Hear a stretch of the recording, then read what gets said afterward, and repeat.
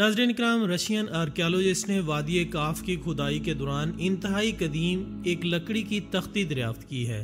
یہ تختی 5000 سال کا طویل عرصہ گزر جانے کے باوجود اب تک صحیح سالم حالت میں موجود ہے۔ نہ صرف یہ تختی اتنے ہزار برس گزر جانے کے باوجود درست حالت میں موجود ہے، بلکہ اس پر کندہ کیا گیا ایک حیرت انگیز نشان اور اس پر لکھے گئے 5 بابرکت نام بھی اپنی اصلی حالت میں موجود ہیں۔ نامعلوم زبان میں لکھے گئے یہ 5 نام اور اس کے نیچے تحریر کردہ ایک عبارت جس کا مفہوم کوئی نہیں جانتا تھا۔ ان تحریر کردہ ناموں میں سے ایک نام حضرت محمد مصطفیٰ صلی اللہ علیہ وآلہ وسلم کا تھا، جبکہ باقی 4 نام کس کے تھے اور اس کندہ کی گئی تحریر کا مطلب کیا تھا کوئی نہیں جانتا تھا۔ آخرکار چینی ماہرین لسانیات اور روس کے دیگر ماہرین نے بڑی تگ و دو کے بعد ان ناموں اور اس تحریر کا مطلب جاننے میں کامیاب ہو گئے، اور جب ان ناموں اور اس تحریر کا مطلب کو انگلش زبان میں شائع کیا گیا تو تمام دنیا حیران رہ گئی، اور ماسکو کے عجائب گھر میں رکھی گئی یہ تختی کو دیکھنے کے لیے تمام دنیا کے سیاح آنے لگے، کیونکہ ہر کوئی جانتا تھا کہ ان ناموں اور اس حیران کن تحریر کو اس حیرت انگیز جگہ پر لگانے کا مقصد کیا تھا۔ اگر آپ بھی اس حیرت انگیز جگہ کے بارے میں جاننا چاہتے ہیں جہاں یہ کندہ کی گئی تختی لگائی گئی تھی، اور ان ناموں اور تحریر کے پیچھے چھپے حقائق کو جاننا چاہتے ہیں تو ہمارے ساتھ رہیے۔ ناظرین، محکمہ آثار قدیمہ کے ماہرین کھدائی کر رہے تھے۔ یہ روس کا علاقہ وادی کاف تھا۔ کھدائی جاری تھی۔ اسی دوران زمین کی گہرائی میں لکڑی کے بوسیدہ ٹکڑے دیکھے گئے۔ تحقیقات کرنے سے اور تاریخی حوالوں سے مزید معلومات کلیکٹ کرنے سے معلوم ہوا کہ یہ ٹکڑے حضرت نوح علیہ السلام کی کشتی کے تھے۔ کشتی نوح کے یہ ٹکڑے 5000 سال گزر جانے کے باوجود ابھی تک سالم حالت میں موجود تھے۔ محکمہ آثار قدیمہ کے ماہرین نے ان ٹکڑوں کو اپنے پاس محفوظ کر لیا۔ مسلسل 2 سال کھدائی اور تحقیقات جاری رکھی گئی تاکہ اس کشتی کے باقی حصوں کو بھی دریافت کر لیا جائے۔ اسی دوران محکمہ آثار قدیمہ کے ماہرین کو ایک تختی ملی جو کہ لوح کی شکل میں بنائی گئی تھی، اور اس پر ہتھیلی کی طرح ایک نشان کندہ کیا گیا تھا، اور اس نشان پر مختلف نام تحریر کیے گئے تھے۔ اس پر چند چھوٹی سطریں پرانی اور انجان تحریریں بھی لکھی گئی تھیں۔ یہ تختی 14 انچ لمبی اور 10 انچ چوڑی تھی۔ انتہائی حیرت کی بات یہ تھی کہ دوسرے تمام لکڑی کے ٹکڑے بوسیدہ اور خستہ حالت ہو چکے تھے، جبکہ یہ تختی صحیح سالم حالت میں موجود تھی۔ اب بھی یہ تختی ماسکو کے عجائب گھر میں محفوظ ہے، اور ملکی اور غیر ملکی سیاح ایک بڑی تعداد میں اس کو دیکھنے کے لیے آتے رہتے ہیں۔ اس تختی پر لکھی گئی تحریر کے کیا معنی ہیں، اور اس ہتھیلی کے نشان پر کندہ کیے گئے نام کس کے ہیں، اور حضرت نوح علیہ السلام کی کشتی میں ایسی تحریر شدہ تختی لگانے کے پیچھے کیا مقاصد کار فرما تھے؟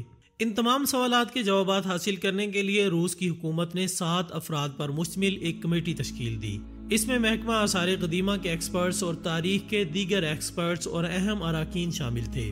تختی پر ان اراکین نے 8 ماہ تک تحقیق کی اور اپنی رپورٹ شائع کی، جس کے مطابق یہ تختی حضرت نوح علیہ السلام کی کشتی کے ملنے والے دیگر حصوں میں سے ایک تھی۔ یہ اتنی ہی پرانی تھی جتنی کہ حضرت نوح علیہ السلام کی کشتی، لیکن حیرانی کی بات یہ تھی کہ یہ ابھی تک اس قدر سالم حالت میں موجود تھی کہ اس پر کندہ کیے ہوئے نام اور تحریر بآسانی پڑھی جا سکتی تھی۔ یہ تحریر سامی زبان میں تھی جسے ام اللغات کہا جاتا ہے۔ تحقیقات اور مطالعے سے یہ نتیجہ اخذ کیا گیا کہ لکڑی کا یہ بلاک غالباً حضرت نوح علیہ السلام کی کشتی میں سیلاب کے دوران تحفظ کے لیے رکھا گیا تھا۔ سامی زبان میں ان تراشے ہوئے خطوط کا ایک ماہر نے انگریزی میں ترجمہ کیا۔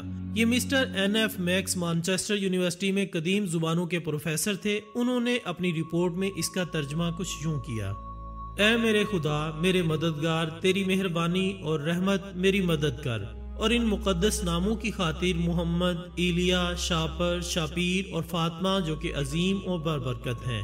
کائنات ان کی خاطر موجود ہے، صرف آپ ہی کر سکتے ہیں ہمیں سیدھے راستے پر چلا۔ ناظرین، یقیناً آپ سوچ رہے ہوں گے کہ محمد صلی اللہ علیہ وآلہ وسلم کے ساتھ لکھے گئے یہ 3 نام ایلیا، شاپر، شپیر کس کے نام ہیں؟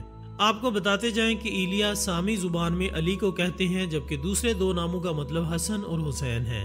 جیسا کہ اس تحریر کے الفاظ سے ظاہر ہے کہ حضرت نوح علیہ السلام کی کشتی میں اس تحریر کی گئی تختی لگانے کا مقصد محبوب حضرت محمد مصطفیٰ صلی اللہ علیہ وآلہ وسلم کے نام کی برکت سے اللہ تعالیٰ کی مدد اور حفاظت کو حاصل کرنا تھا۔ ناظرین، اللہ رب العزت نے انسان کی رہنمائی اور اصلاح کے لیے دنیا میں 1,24,000 پیغمبروں انبیاء مبعوث فرمائے، جنہوں نے اللہ تعالیٰ کی وحدانیت اور احکامات لوگوں تک پہنچائے۔ ان پیغمبروں اور انبیاء نے اللہ کی جانب سے ملنے والے احکامات اور تعلیمات کو دنیا میں بسنے والے لوگوں تک پہنچایا۔ اور خدائے رب ذوالجلال کی عبادت کا درس دیا۔ دنیا میں بھیجے جانے والے انبیاء کرام کی طویل داستان ہے جنہوں نے لوگوں کو صراط مستقیم پر لانے کی انتھک جد و جہد کی اور رب ذوالجلال کا پیغام پہنچانے کی کوشش کی۔ حضرت نوح علیہ السلام کا تعلق حضرت آدم علیہ السلام کی 9ویں یا 10ویں پشت سے ہے، جبکہ شجرہ نسب کے حساب سے آپ حضرت ادریس علیہ السلام کے پڑپوتے بھی ہیں۔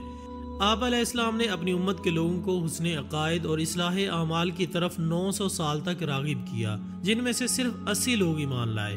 محققین کا کہنا تھا کہ حضرت نوح علیہ السلام نے عراق کے شہر رافدین میں تبلیغ کی کیونکہ اس علاقے میں آپ کی موجودگی کے آثار ملتے ہیں، جبکہ اس شہر کی تاریخ میں جس اصلاح پسند شخص کا ذکر ہے اس کے احوال حضرت نوح علیہ السلام سے ملتے ہیں۔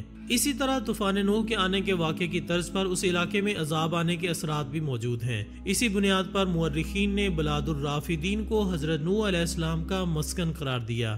جب حضرت نوح علیہ السلام اپنی قوم سے مایوس ہو گئے تو خدائے رب ذوالجلال نے حضرت نوح علیہ السلام کو ایک کشتی بنانے کا حکم دیا، جو کہ انہوں نے تیار کی، اور طوفان میں وہی کشتی اہل حق کو محفوظ رکھنے میں کام آئی، جبکہ دنیا کے جو لوگ بھی آپ کی تعلیمات پر ایمان نہیں لائے تھے وہ تباہ ہو گئے۔ چینی ماہرین کا کہنا ہے کہ وہ یقین کے ساتھ یہ بات کہہ سکتے ہیں کہ یہ کشتی نوح علیہ السلام کے استعمال میں رہنے والی کشتی ہے، جو انہوں نے 4800 سال پہلے اللہ تعالیٰ کے حکم سے بنائی تھی۔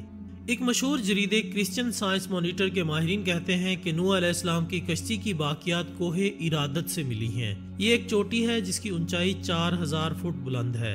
حضرت نوح علیہ السلام کی کشتی 300 گز لمبی، 50 گز چوڑی اور 300 گز اونچی تھی، جو کہ 6 ماہ 8 دن تک پانی پر تیرتی رہی اور 10 محرم الحرام کو جودی پہاڑ پر ٹھہری اور پھر آپ اپنی قوم کے ساتھ نیچے اتر آئے۔ مسلم محققین کے مطابق کشتی کے رکنے کا مقام جودی پہاڑ تھی، جو کہ کوہ ارادت کا حصہ ہے۔ یہ علاقہ جزیرہ ابن عمر کے قریب ہی واقع ہے۔ اس کشتی کی 3 منزلیں ہیں جو کہ کئی میٹر برف کے نیچے دبی رہیں۔ مورخین کا یہ بھی کہنا ہے کہ جب پانی کم ہوا تو حضرت نوح علیہ السلام نے خسران شہر آباد فرمایا اور مسجد تعمیر کی، جسے سمانین کے نام سے جانا جاتا ہے۔ حضرت نوح علیہ السلام کا مزار مبارک لبنان میں واقع ہے۔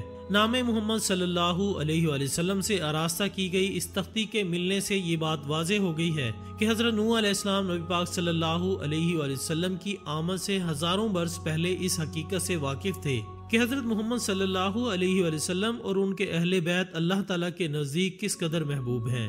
نام محمد سے آراستہ کی گئی یہ تختی اس میں لکھی گئی تحریر سے جہاں مسلمانوں کے ایمان میں اضافہ ہوتا ہے، وہاں یہ تختی اہل کتاب کے لیے بھی سبق آموز ہے کہ جس نبی کی آمد کے وہ منتظر ہیں وہ در حقیقت حضرت محمد صلی اللہ علیہ وآلہ وسلم ہی ہیں، اور جس حقیقت کو وہ الہامی کتابوں میں تحریف کر کے چھپانے کی کوشش کرتے ہیں، اس تختی کے ملنے سے وہ حقیقت تمام دنیا کے سامنے بے نقاب ہو چکی ہے۔